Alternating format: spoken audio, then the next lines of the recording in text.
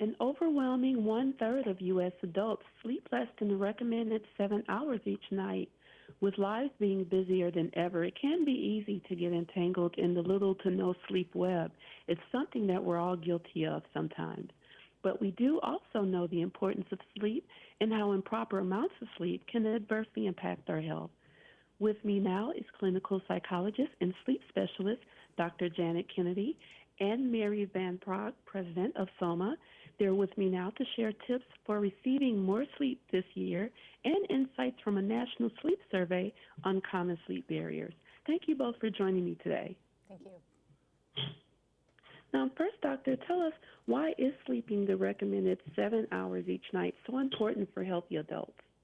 Sleep is the time of day when our body repairs and restores itself from everything we've done all day, and it gets ready for the next day. So in the short term, it is responsible for creating memory from the things we've learned, regulating hormones, regulating our appetite, and just our general alertness, response times, and whatnot. In the long term, sleep deprivation can cause serious health problems like diabetes, high blood pressure, heart disease, and even cognitive decline. That's good information to know. Now, tell us why establishing a sleep routine is so important. A sleep routine signals to the body that it's time to say goodbye to the day and move into night. So setting up a routine gives us these sleep associations that almost trigger fatigue and help us into the night.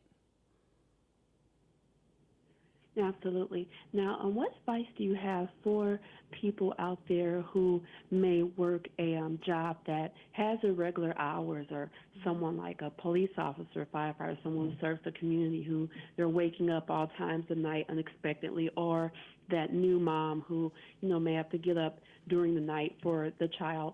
How does a person like that establish a sleep routine that can give them the proper amount of sleep so that they can stay healthy? Well, there's different situations. There's temporary changes that make getting consistent sleep difficult, like having a new baby.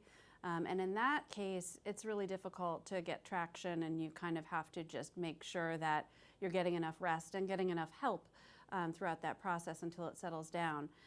With more of a swing shift kind of issue, where sometimes you have to sleep during the day and sometimes you sleep at night, those situations can be really tricky. And if a person is really struggling, it's helpful to work with a professional to try to figure out how to set up a schedule that works best for you, because those special circumstances are different from person to person. Good advice there. Now, for those who work the typical 9 to 5, what are your tips that you recommend for establishing a night routine? Well, it's important to separate the day from the night, as I said, and the bedtime routine really helps with that. About an hour before you're ready to go to bed, you should be turning off your phone, maybe even earlier if you can.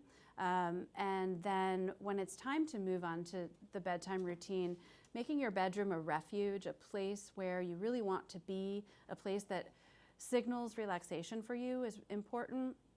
Then getting into comfortable sleepwear, doing your cleanup routine, and finally getting into bed with something to read, preferably a book that can take you away and occupy your thoughts away from the stresses of the day, so your body can settle down and tell you when it's ready to sleep. Excellent tips. Now, we mentioned a sleep study earlier by Soma. Mary, tell us, what was the most surprising revelation from that Soma National Sleep Survey? Well, first off, Soma has been focused on creating solutions in intimate apparel for women since we were founded 15 years ago. And we really wanted to take on the sleep epidemic and learn more about what was causing it. And one of the biggest barriers that our respondents talked about was this inability to fall asleep because of regulating temperature. They complained of night sweats, being sweaty, and just generally too hot. And that's where Soma Cool Nights, as you mentioned, preparing for sleep with really comfortable sleepwear, Cool Nights is designed to be cooling. It's cool to the touch, it's very comfortable, and gives that perfect night's sleep. Now, you mentioned sleep barriers, and definitely being comfortable is one of them. What are some other things that people can do to overcome sleep barriers so that they can have a more restful sleep?